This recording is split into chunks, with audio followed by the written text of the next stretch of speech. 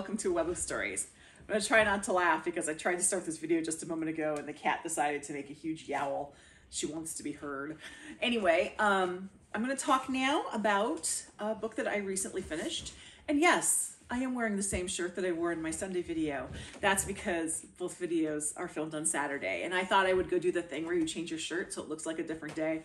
But I'm not going to do that. And when you watch Lit Chat with Chris on Thursday, same shirt, still going to be the same thing.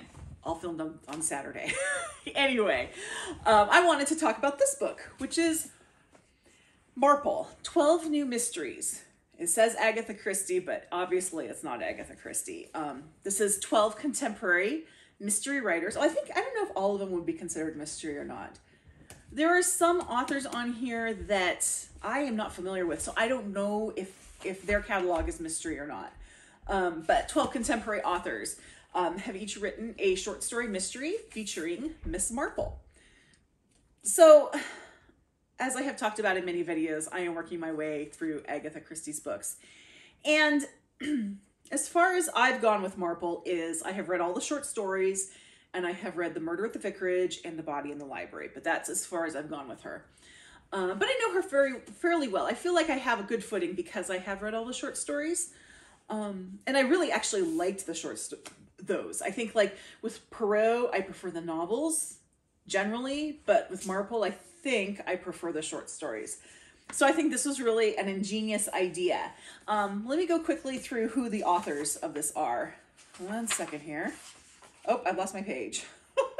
Where am I? Oh, here we go. They are Naomi Alderman, Lee Bardugo, Alyssa Cole, Lucy Foley, Ellie Griffiths, who I have talked about many times, Natalie Haynes, Jean Kwok, Val McDermott, Karen M. McManus, Dreda Say Mitchell, Kate Moss, and Ruth Ware. So I have read some of those, I am familiar with some of them, and some of them are completely new to me. I really enjoyed this short story, and I said a few videos ago that I was going to give this 4 stars, and I knew that before I even finished it, and yes, I gave it 4 stars. That's mostly because I always give short story collections 4 stars, unless they are really, really surprisingly good. All of them, every single story in it is just amazing. Or if the collection doesn't work and all the short stories are bad, then no. But generally, I'm going to give short story collection 4 stars. Now, with any short story collection, and obviously with one like this where you have different authors, some stories are going to be better than others, and some stories are going to work for the reader better than others. So instead of going through each story, I wanted to sort of give you my thoughts on a couple of them.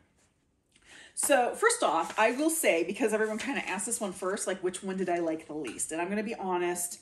The first one is the first one in the book, and it's Evil in Small Places by Lucy Foley. I've never read Lucy Foley before, although I have the guest list on my shelf, and I believe I have Hunting Party on my Kobo. So I don't know how this compares to the rest of her writing. But I found that book, I mean, there wasn't anything wrong with it, especially, except it felt like I was reading fan fiction. It didn't feel, it lacked any sort of authentic voice to me. It just felt like someone was trying to copy Agatha Christie. It wasn't horrible, and I mean, if you're going to have a story like that, put it the first one in there because it only goes up from there. It's still a good, I mean, it's still worth reading, but it wasn't my favorite. And then I wrote in here, it's the story that begs the question we always ask, which is how old is Miss Marple? So Miss Marple is kind of an interesting character. With both Perrault and Miss Marple, there's this weird age issue. Put the book down. And it doesn't bother me with Perrault. I mean, I listened to someone on a podcast or something say that they've worked it out, and by the time the last published Perrault novel, he should be 117 years old. But that doesn't bother me. Like, I'm okay with the sort of timelessness of him because what makes Perrault is really his foreignness. So it doesn't bother me that Perrault doesn't seem to age in 50 years. Now with Miss Marple, what kind of makes Miss Marple is her age. So it does become a little bit more of an issue. There's also, so when I read the short stories, so the first short stories in there are the 13 Problems, which was the first book that came out. Miss Marple is, it's set in, I believe, the early 30s, and Miss Marple is an old lady in the corner knitting. I am told that at some point it comes out later in her books that she was a surplus wife, or surplus woman, which means that she lost a partner or a partner-to-be during World War I.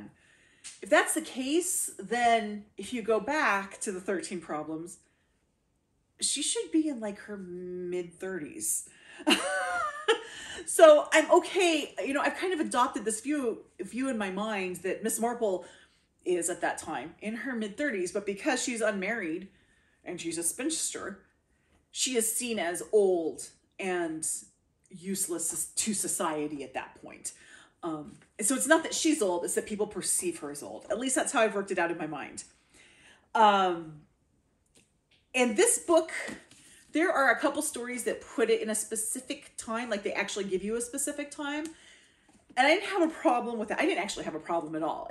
Those stories didn't beg the question about how old she was.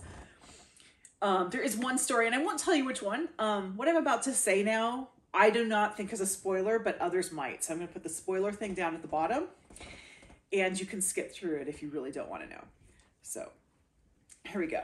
There is, the story is, which one is it? Oh, The Murdering Sort by Kate McManus. Now, I've never read Kate McManus, but this story is very clearly a YA novel. And in this, and it's one of those where there is a first-person narrator who is not Miss Marple. And in this case, the narrator is Raymond West's granddaughter. At an earlier point in the story, and I do know that these stories were written independently of each other. There's not like a tie between them, but it's still the same character, so my mind goes there. In one of those stories, Miss Marple, it's sort of announced that Raymond West and his wife Joyce are expecting their first child. So we are talking grandchildren from that point. And I'm like trying to do the math on this one. And how is Miss Marple still alive? The story itself it's great. I mean, it's a YA one, so it didn't speak to me on the same level as the other ones did, but it's still a good mystery. But it's just like, how old is this woman? Oh. So, end of the spoiler.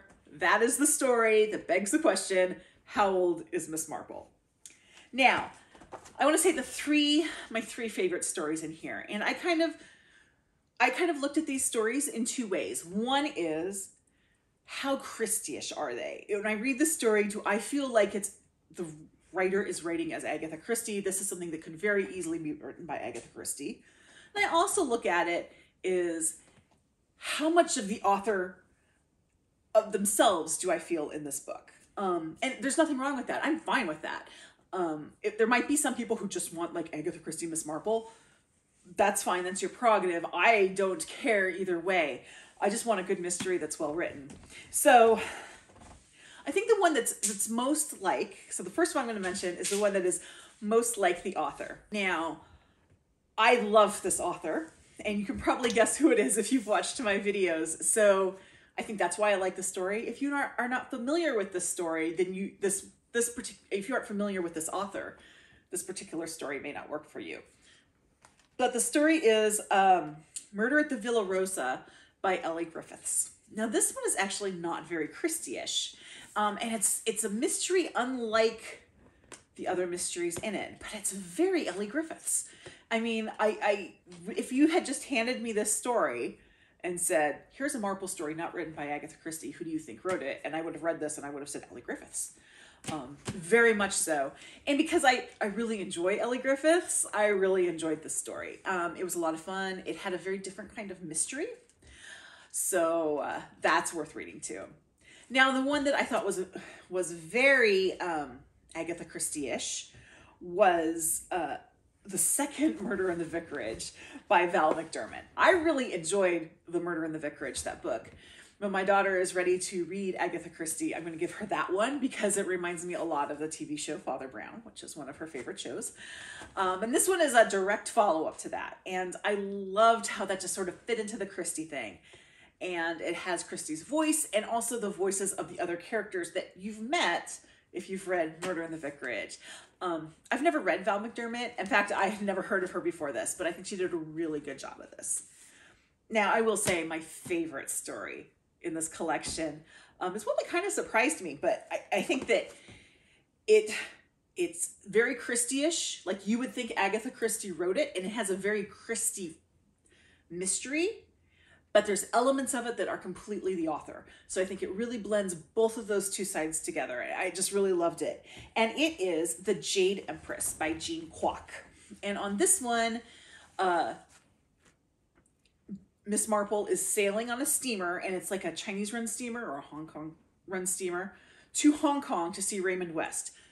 By the way, if you're not a Raymond West fan, I will tell you he is in probably 10 of the 12 stories here, so fair warning. Anyway, she's on this steamer to Hong Kong, and a lot of the other travelers on this are of Asian descent, Chinese descent, and there's a lot of like Chinese medicine, a little bit of Chinese folklore, that sort of thing that comes in with it that Jean Kwok herself brought in. And I loved the way, I think that she, of all of them, just blended herself and Agatha Christie together. So that one was really my favorite, and the mystery is really good.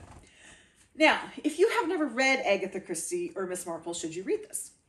Or could you read this? Yes, you definitely could. You will, however, miss a lot of the Easter eggs. If you're okay with that, then go right ahead. But I think that if you have read Agatha Christie, and if you've even read a little bit of Miss Marple, this is a great follow-up to do. And it will introduce you to 12 writers, if you aren't really familiar with them yet, 12 writers writing now who really follow in the tradition of Agatha Christie. So, thank you for watching. If you enjoyed this video, please like and subscribe. And then after the video or in the comment box below, there are all the places you can find me on social media. Thank you very much, and I'll see you in the next video.